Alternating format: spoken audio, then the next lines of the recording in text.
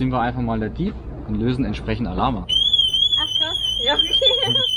Ich glaube, so ziemlich jeder, der bei Verstand ist, fährt jetzt gen Süden mit dem Camper und wir fahren jetzt einfach mal weiter Richtung Norden. Die Heizung läuft, weil wir haben ein bisschen Schiss um unsere ganzen Sachen. Ja, der Verkehr ist für einen Samstag schon ziemlich voll. Gar nicht richtig beschreiben, warum, aber ich bin gerade hier an diesem Ort einfach so glücklich, dass es mich gerade irgendwie ein bisschen ja, von den Gefühlen überwältigt.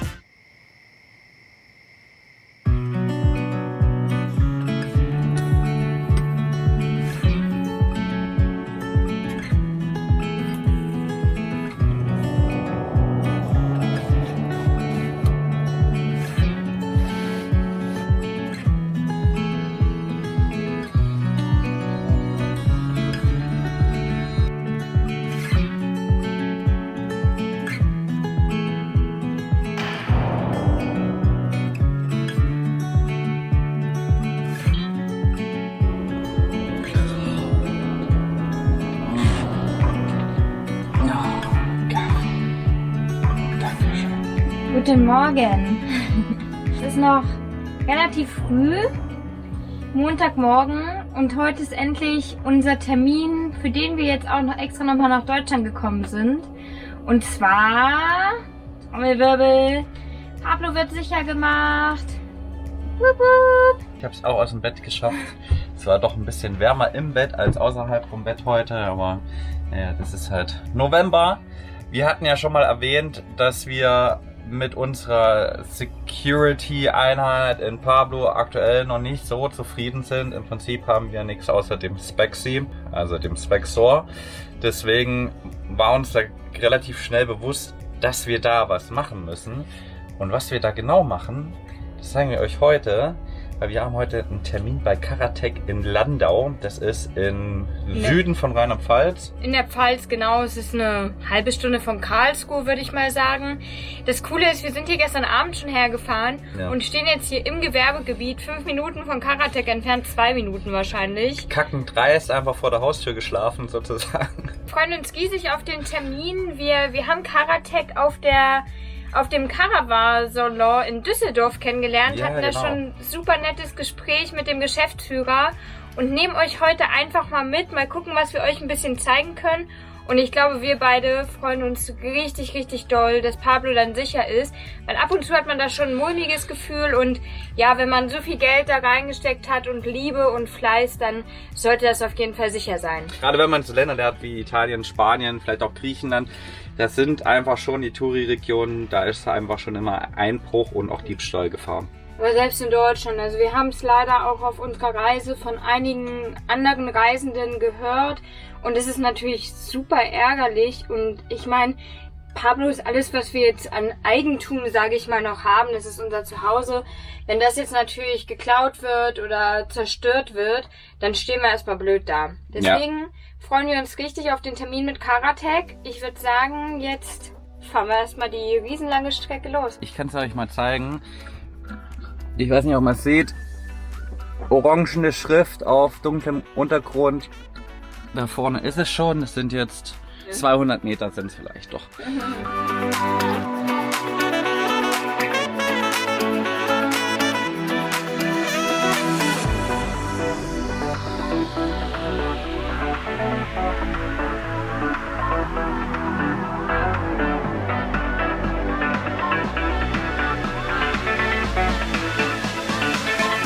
Also mal.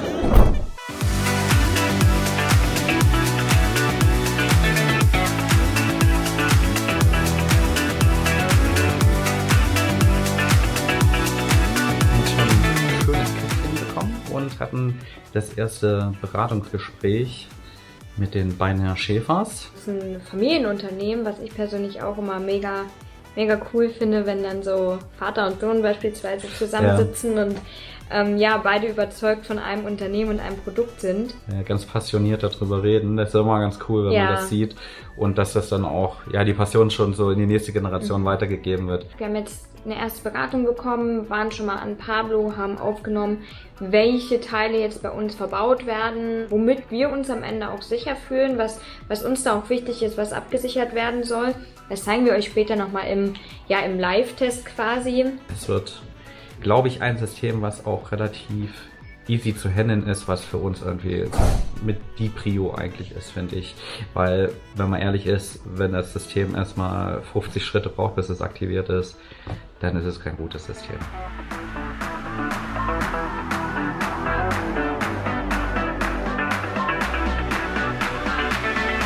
In mir sitzt Michael Schäfer, Geschäftsführer von Karatec. Vielen Dank, dass wir heute hier sein dürfen. Gerne so. Ich verkaufe seit 40 Jahren Autoradios. Bin in das Thema Autoradio, Hi-Fi ein bisschen so reingekommen, dass ich einen älteren Bruder habe. Komme aus Gießen und der hatte dort mehrere Läden, Hi-Fi, Elektronikläden, und dort habe ich gearbeitet und tatsächlich mit 16 das erste Autoradio verkauft. Das war früher? Das war früher, das stimmt. Da waren die Dinger noch richtig teuer am Kunden eigentlich. Ja. Wobei Alarm ist auch ein Herzensthema mittlerweile geworden. Ja. 93 war das noch nicht so mein Lieblingsthema, aber ist für mich heute eins der wichtigsten. Grund gehabt, warum du da erstmal... Ich habe halt mehr Spaß an Hi-Fi. Hi-Fi ist ja was positiv besetzt. Man kann Musik hören, man kann entspannen, man kann sich Energie geben und sowas. Und Alarm ist ja erstmal was ganz Doofes, weil negativ besetzt, ich schütze mich gegen was ich doof finde, nämlich Diebstahl, Einbruch, Überfall. Und mir ist das mittlerweile sehr wichtig. Also bei mir ist tatsächlich so, wenn ich ein neues Wohnmobil kriege, kommt ja ab und zu mal vor, dann ist das Thema Hi-Fi und Alarm immer so das Erste, was reinkommt. Ja. Das ist jetzt hier der Showroom von euch. Ihr habt jetzt hier was alles ausgestellt. Ihr habt hier hinter mir, sehe ich, ein paar Rückfahrkameras. Wir zeigen hier oben die Rückfahrkameras, querschnitt durch unser Programm, sind nicht alle, die wir haben, in Verbindung mit den Geräten. Also Geräte sind ja von Herstellern wie Alpine, Pioneer, Kenwood, Sony, Blaupunkt. Unser Anspruch ist dann schon, dass wir Geräte anbieten, die für unsere Kunden gut funktionieren. Ja. Also nicht das Empfang und so, sondern also auch für Karawanenkunden gut funktionieren. Passend zum Radio verbaut ihr dann auch neue, also wenn man das möchte natürlich, neue Hochtöner, Mitteltöner, Tieftöner. Ja, also wichtig ist dann nicht nur die Lautsprecher zu tauschen, da muss man sich auch gesamtheitlich anschauen. Wenn du jetzt in einem Ducato nur die Lautsprecher tauscht gegen ganz tolle, dann klingen die Lautsprecher ein bisschen besser. Im Stand hörst du das dann auch. Während der Fahrt ist es dann wieder schlecht, weil mit dem Ducato hat man das Problem Abrollgeräusch, die Lautsprecher sind nicht optimal positioniert und da helfen unsere Soundsysteme oft mehr. Soundsysteme ist ein eigentlich saublöder Begriff, finde ich, aber wir haben Systeme, da ist ein DSP-Verstärker drin und ein Subwoofer. Sonst erstmal gar nichts. Und damit werden die Originallautsprecher so beeinflusst, dass die völlig anders klingen. Also das Soundsystem heißt, dass wir einen kleinen Subwoofer verbauen, der passt zum Beispiel beim Ducato unter den Beifahrersitz und den Fahrersitz. Und wenn da schon alles voll ist, bauen wir die noch hinter einen der beiden Sitze, haben wir so eine spezielle Adapterplatte entwickelt und dann eben einen Lautsprechersatz, der genau Plug-and-Play-mäßig für den Ducato Joint Boxer gemacht ist, der halt wesentlich besser klingt als das Originale. Und noch so ein paar Spezialitäten, ganz flachen Lautsprecher haben wir mal entwickelt. Auf der Seite ist ja das gleiche Sicherheitssystem. Die Sirene, die wir im Motorraum verbauen, das können wir uns ja mal im Auto angucken. Dann haben wir hier einen Funksensor, die gibt es in schwarz und weiß. Das ist jetzt ein weißer, hier das ist der Empfänger dazu. Den Handsender, die Ultraschallsensoren natürlich mit dem Abschalter. Wenn ihr euch im Fahrzeug befindet, schaltet man das aus und die restliche Außenhautabsicherung bleibt natürlich bestehen, wenn dann jemand reinkommt. Ich bin schon gespannt, wenn das eingebaut ist und wir das zum ersten Mal testen können, wie sich das dann verhält. Das macht Krach und Blink. Das hoffe ich.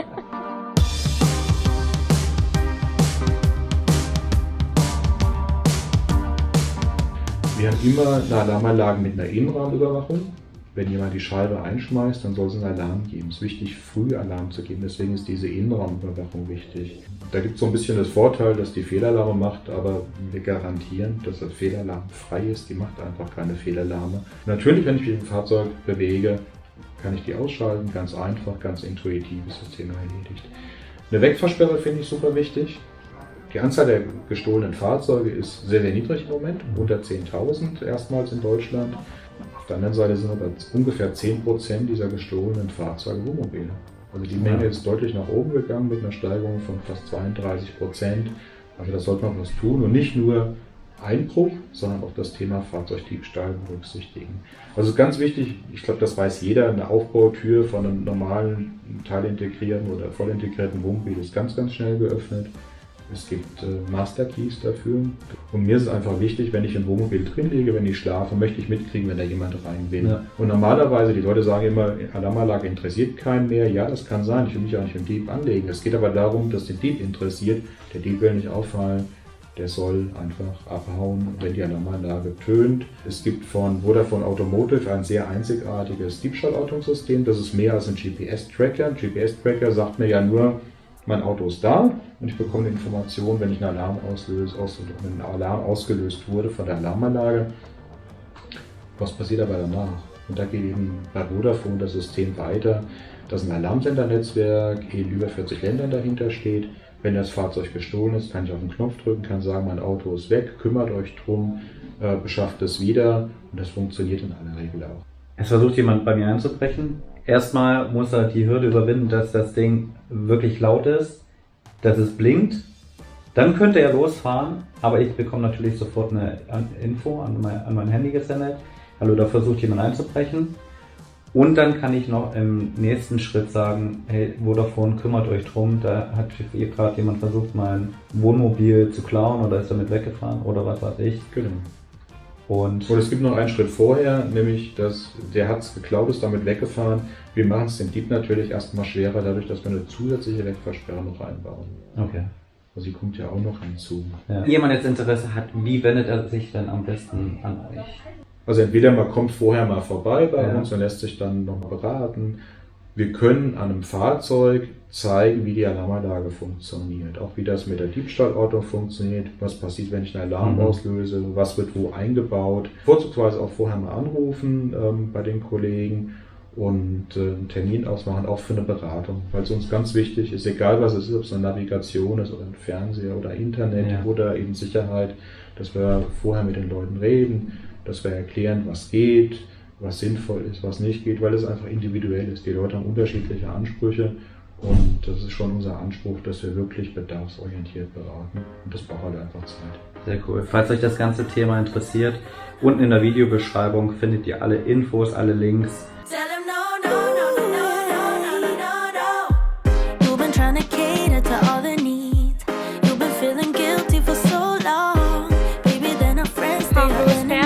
Und er ist jetzt vor allem sicher, also hoffen wir auf jeden Fall schon mal. Er ist jetzt gerade aus der Werkstatt rausgekommen, Alarmsystem ist verbaut und hier haben wir jetzt Lukas neben mir. Hallo, Le Experte. Er wird uns jetzt mal erklären, was hier verbaut wurde und wie das Ganze jetzt funktioniert und dann werden wir natürlich auch das alles mal testen, damit ihr es dann auch mal live seht. Wir haben euer Fahrzeug gegen Einbruch und gegen Diebstahl gesichert. Das heißt, wir haben eine Alarmanlage von Vodafone Automotive verbaut, die AK46 Pro, in Verbindung mit dem Ortungssystem Locate Alarm von Vodafone. Und das Ganze sichert euer Fahrzeug, wie ich finde, sehr, sehr gut ab. Und wir gehen einfach mal alles gemeinsam durch. Ich zeige euch mal, was man überhaupt von der Alarmanlage sieht, weil so viel ist es tatsächlich gar nicht. Wir sehen hier oben zuallererst, das ist das, was am meisten auffällt, Ultraschallsensoren, einmal links, einmal rechts, hier oben an der A-Säulenverkleidung, die sichern euch dann das Fahrzeuginnere ab. Ihr habt hier einen Schalter, den haben wir verbaut, die steuern die Ultraschallsensoren. So hätten wir die Ultraschallsensoren aktiv, legen wir den Schalter auf 0, klar, sind sie deaktiviert. Wann braucht ihr das? In dem Fall, wenn ihr im Fahrzeug übernachten wollt, dann wollt ihr ja, dass euer Fahrzeug von außen, die Außenhaut geschärft ist, dass die überwacht ist. Aber ihr wollt euch ja frei im Fahrzeug dann auch bewegen. Ne? Wir sehen hier einen LED-Taster. Da ist einmal so eine kleine Status-LED unten mit drauf. Die zeigt mir an, ist die Alarmanlage scharf oder ist die nicht scharf. Was macht die Alarmanlage gerade? Im Moment ist die Status-LED aus, das heißt die Alarmanlage ist deaktiviert. Und hier oben haben wir dann noch eine kleine Taste. Da könnt ihr mittels PIN-Code die Alarmanlage für einen Zyklus notentschärfen. Okay. Wann braucht man das? Das braucht man in dem Fall, wenn ihr beim Originalschlüssel, wenn die Batterie leer ist, oder bei unserem wechselkodierten Funkhandsender, wenn da die Batterie leer sein sollte, dann müsst ihr mechanisch das Fahrzeug aufschließen, In dem Moment geht die Alarmanlage los und dann müsst ihr den PIN-Code eingeben. Okay. Ich erkläre euch einfach mal, wie ihr die Alarmanlage schärft. Entschärft ist nämlich ganz einfach. Ja? PIN-Code drehe ich gerade mal rum. Besser ist. Wie schärft und entschärft ihr die Alarmanlage? Eigentlich ganz einfach mit eurem Original-Fahrzeugschlüssel. Okay. Indem ihr das Fahrzeug abschließt, schärft sich die Alarmanlage. Indem ihr aufschließt, entschärft sich die Alarmanlage. Eigentlich ganz einfach. Und ihr habt von uns hier noch einen wechselkodierten Funkanzünder mit dazu bekommen. Schärft die Alarmanlage. Die Ultraschallsensoren haben wir in dem Fall aktiviert. Einfach abschließen. Wir hören es doch gleich, die Alarmanlage quittiert zweimal. Ja. Zweimal heißt für mich in dem Fall, die Alarmanlage ist scharf und die Ultraschallsensoren sind aktiviert. Okay. Ganz einfach. Nochmal als kleinen Reminder. Also bei euch ist es so, wir haben die AK46 Pro von Vodafone verbaut in Verbindung mit einer GPS-Ortung, Locate and Alarm. Was die Alarmanlage beinhaltet, ist einmal den Anschluss der Wegfahrsperre, ganz wichtig, gegen Fahrzeugdiebstahl seid ihr gesichert. Ja. Beim Kastenwagen ist es so, alle Originaltüren sind automatisch mit abgesichert, das heißt, die sind überwacht. Die Motorhaube ist überwacht über einen Motorhauben-Kontaktschalter. Wir haben logischerweise eine Sirene mit Notstromversorgung dabei und noch einen wechselkodierten Funkanzünder. Okay. Der ist auch immer mit inbegriffen. Ja. Also ist quasi Alarm, Wegfahrsperre und die Ortung ist eigentlich alles mit komplett. Alles mit inbegriffen. Jetzt sind wir einfach mal der Dieb und lösen entsprechend Alarm aus. Schärfe die Alarmanlage. Wir sehen die LED auf dem LED-Taster leuchtet jetzt ungefähr 30 Sekunden durchgehend rot. Das ist die Vorschärphase. Lieber Anna, wenn du willst, dann greif doch einfach mal durch die Scheibe. Ach krass, ja okay. Die Alarmanlage löst aus. Oh, ich habe mich aber auch echt erst mal kurz erschrocken. Das ist okay. Cool. Richtig gut. Du hast jetzt die Alarmanlage ausgelöst durch die Ultraschall-Innenraumüberwachung. Hier unseren LED-Taster. Und normalerweise wäre der aus. Die LED würde nicht leuchten, weil die Alarmanlage ja ausgeschaltet ist. Ne? Allerdings leuchtet er jetzt in einem gewissen Rhythmus. Und wir haben hier, und da wird der sogenannte Alarmspeicher beschrieben. Ach, perfekt. Bei euch, ganz genau. Wir haben ein zweimaliges Blinken der Status-LED. Und jetzt kann ich schauen, zweimal blinken bedeutet, die Ultraschall-Innenraumüberwachung hat ausgelöst. Jetzt mal so die Kurzfassung von dem ganzen System, was jetzt bei uns verbaut wurde. Vielen lieben Dank, lieber Lukas, erstmal dafür und das ganze Karatec-Team. Also wir haben uns erstens sehr gut aufgehoben gefühlt, eine super Liebe und kundenspezifische Betreuung. Der Einbau hat richtig gut geklappt. Es war für uns auch super interessant, einfach mal so ein bisschen hinter die Kulissen zu gucken. Und dir jetzt natürlich auch nochmal danke für die Erklärung. Und ja, an das ganze Team ganz lieben Dank. Wir haben uns gefreut und wir freuen uns vor allem, dass Pablo jetzt sicher ist. Auch ich sag danke, hat echt Spaß gemacht. Wenn ihr Fragen habt, gerne melden bei uns im Service Center in Landau. Ja. Auch wenn von eurer Seite irgendwas noch wäre, einfach melden. Ja. Wenn wir wieder in der Ecke sind, kommen wir wieder vorbei. Ja.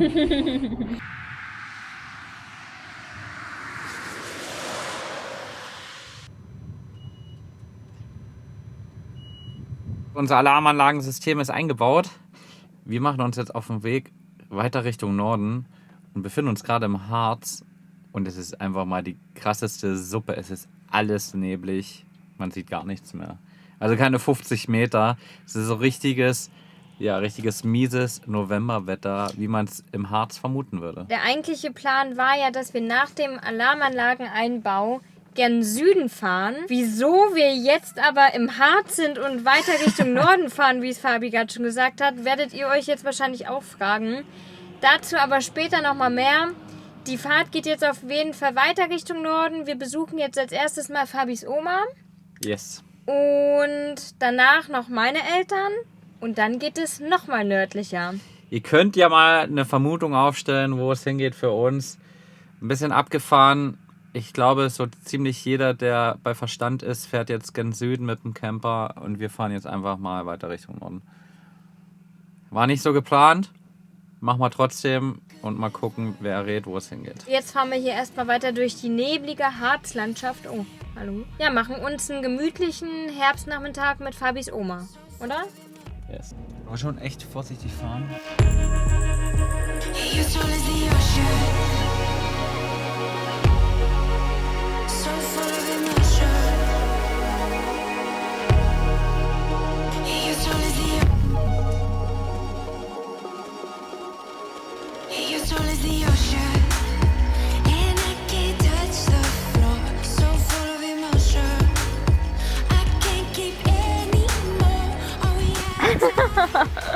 Wo sind wir denn gelandet? Im Schnee. Ja, Leute, wir haben es euch gesagt. Es geht in den Norden. Und das haben wir jetzt davon. Es schneit direkt mal. Das war anfangs mal anders geplant. Aber hey, komm. Jetzt nehmen wir halt noch ein bisschen Winter-Pablo mit. Weil guck mal, der kleine Süße ist auch schon ein bisschen eingeschneit. Die Heizung läuft, weil wir haben ein bisschen Schiss um unsere ganzen Sachen. Heißt Leitungen und so, obwohl wir alles abgelassen haben natürlich. Aber ja, wir haben es jetzt heute mal angemacht. Und es ist echt richtig kalt. Wir werden jetzt auf jeden Fall ein bisschen Frostschutz kaufen, weil wir ja unseren Urintank unterm Auto haben. Und der ist heute auch nicht festführen. Das ist ja auch doof.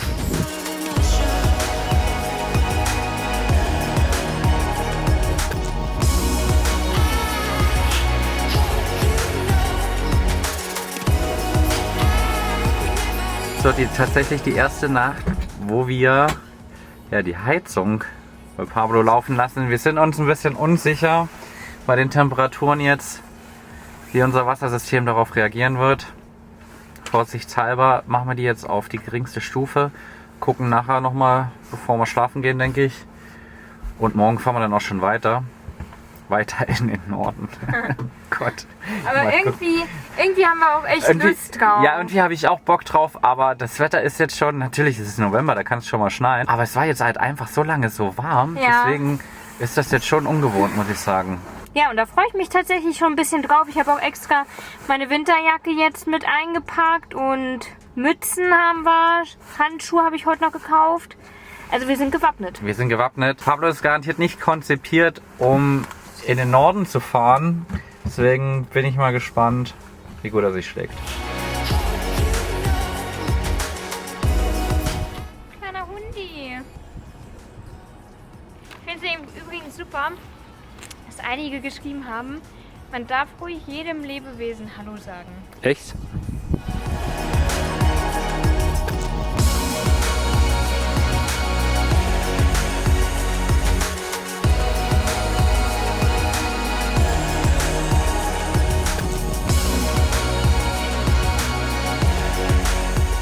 Spaziert in die warme Pablo-Stube.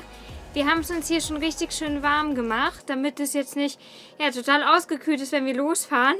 Und wir sind richtig aufgeregt, weil wir das erste Mal mit Pablo nördlicher als Oschersleben fahren. Also wir freuen uns richtig doll. Wir packen jetzt noch die letzten Sachen zusammen und ja, dann kann der Roadtrip starten. Darf ich Ihnen die Handschuhe reichen? Wir haben noch ein bisschen Roadtrip-Proviant besorgt. Cola, Brötchen und ich habe dir noch 2 Proteinriegel mitgebracht. Und damit uns nicht kalt wird über Nacht, haben wir noch eine Wärmflasche gekauft. Ich glaube, es kann nicht schaden. Die können wir dann uns schön abends mit ins Bett nehmen und dann wird es kuschelig warm. Ich würde sagen, wir sind abfahrbereit, oder? Ich habe gestern schon einen Stellplatz rausgesucht. Wir haben ja gesagt, wir fahren in den Norden. Jetzt könnt ihr euch überlegen, was Norden bedeutet. Wir müssen nämlich kurz vor der Grenze, wollen wir noch Wasser auffüllen. Das heißt, wir steuern erstmal den Platz an. Ach, ich freue mich. Das ist heute so eine richtige Roadtrip-Stimmung bei uns beiden. Wir haben richtig Lust und wir nehmen euch natürlich mit.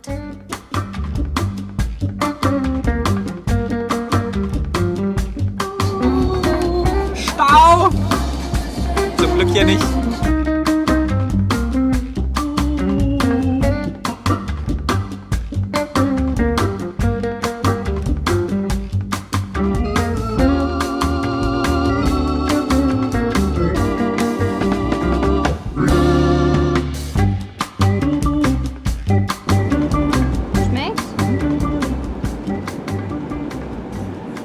So, wir sind jetzt schon an Wolfsburg vorbei und Fabi hat sich dazu entschieden, hier die ganzen Dörfer zu fahren. Diesmal darf er sich auch nicht beschweren, weil ich habe die Route nicht ausgewählt. Nee, ich hatte einfach keinen Bock erstmal auf die A2. Die A2 finde ich ganz furchtbar, weil da 1 Million LKWs immer unterwegs sind. Und zum anderen sieht man hier einfach mehr und es hat noch weniger Kilometer insgesamt. Also Laut Google verbrauchen wir hier auch weniger Diesel. Mal gucken, bin ich mir nicht so ganz so sicher, aber schon ganz cool. Jetzt bin ich mal gespannt, was hier der Diesel kostet. Wir sind jetzt wirklich auf dem Land hier im Norden, 1,87. Wir haben günstiger getan. Aber auch gar nicht so schlecht. Was halt ganz cool ist, man sieht schon, dass wir, also diese Backsteingebäude, das finde ich so cool im Norden von Deutschland. Es sieht einfach gleich cool aus. Es ist gleich irgendwie, hat das einen ganz anderen Flair. Die Gebäude sehen sehr, sehr schön aus hier.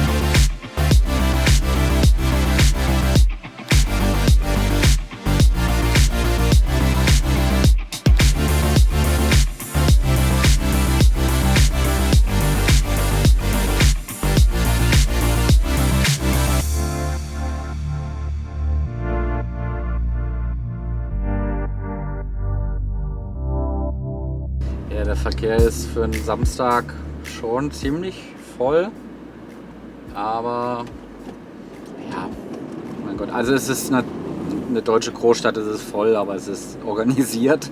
Es ist jetzt keine südeuropäische Großstadt, deswegen kommen wir hier schon sicher durch und die Aussicht war natürlich trotzdem ziemlich cool bisher. Also man sieht jetzt hier die Speicherstadt, wir sind über die Elbe gefahren, wir haben die Elbphilharmonie gesehen.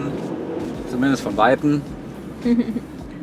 Schon cool. Also Hamburg und auch diese Dorf-Landstraße, die wir gefahren sind, über die ganzen kleinen Dörfer, da war wirklich ein Dorf schöner als andere. Da ist genauso der Hund begraben wie in jedem anderen Dorf in Deutschland. Aber diese Klinker-Ziegelbauten, die sind einfach richtig schön. Wirklich. Also hat sich super gelohnt. Fand ich richtig cool. Also kann ich nur jedem empfehlen, nicht nur immer Autobahn zu fahren, sondern man kann auch abseits von den großen Städten was entdecken. Die sehen wirklich wunderschön aus. Hamburg ist bestimmt auch richtig cool, aber waren wir ja auch schon öfter. Wir waren schon mal da und wir werden es jetzt erstmal weglassen.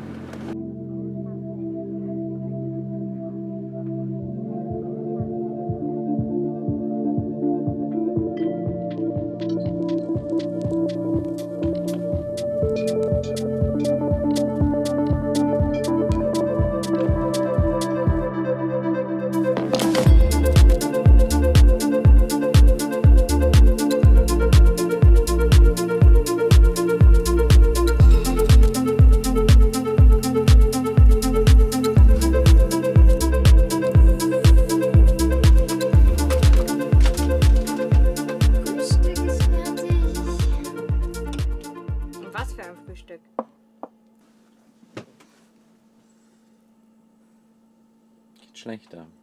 Es ist wunderschön.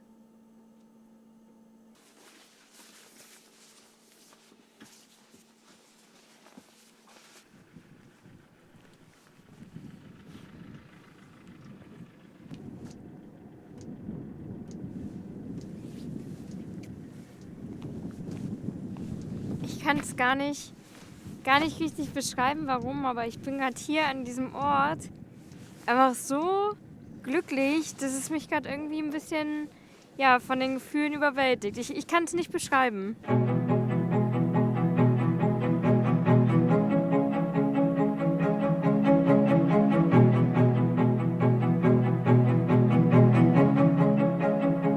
Es ist unglaublich schönes Wetter hier. Ja. Es ist natürlich ein bisschen frisch, das Ganze hier. Aber es geht, also wenn man sich warm anzieht, dann Wir hoffen mal, dass die Wellen heute nicht so hoch kommen wie in den letzten Jahrhundertwellen, wie man es da auf diesem Mahnmal gesehen hat. Das ist schon heftig. Also es kann ja schon richtig stürmen, glaube ich. Und das, wo wir jetzt gerade stehen, das kann auch alles unter Wasser sein. Ist das nicht traumhaft schön? Also das ist ja richtig, richtig schönes Stück Natur hier. Ich finde es richtig toll. Und es ist einmal ein Parkplatz jetzt. Und in Dänemark ist ja Campen ohne Campingplatz verboten. Wir machen es aber natürlich wie immer, dass wir uns einfach unauffällig auf Parkplätzen beispielsweise verhalten, nichts rausräumen und da einfach parken und schlafen. Und ich denke, dann sagt da auch keiner was. Ist ja auch Nebensaison, deswegen ist, glaube ich, auch relativ wenig los.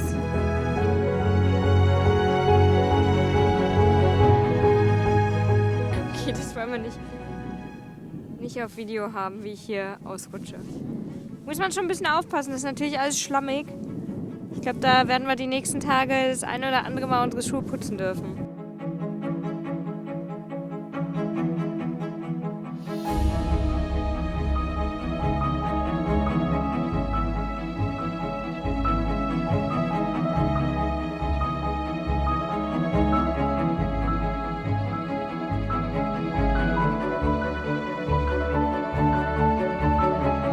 So, liebe Leute, für uns war es das erstmal für diese Woche. Wir müssen uns erstmal ein bisschen an das kältere Wetter gewöhnen, glaube ich. Ja, auf jeden Fall. Das war auch irgendwie, oh, mein Auge tränt auch. Das war auch irgendwie mal eine ganz andere Woche. Angefangen damit, dass Pablo jetzt sicher gemacht wurde, worüber wir sehr, sehr glücklich und dankbar sind. Wir haben ein viel, viel besseres Gefühl jetzt, wenn wir Pablo irgendwo stehen lassen. Dann einmal quer durch Deutschland gefahren und jetzt sind wir einfach in Dänemark gelandet. Also wir haben erst noch gesagt, letzte Woche, es war eine Alltagswoche. Diese Woche gibt es mal eine Roadtrip-Woche. So ist das manchmal. Ja, ich bin gespannt, was uns nächste Woche erwartet. Schaltet auf jeden Fall wieder ein. Wir freuen uns. Macht's gut alle zusammen. Tschüss, schönes Wochenende. Wir hoffen, bei euch ist es nicht ganz so kühl.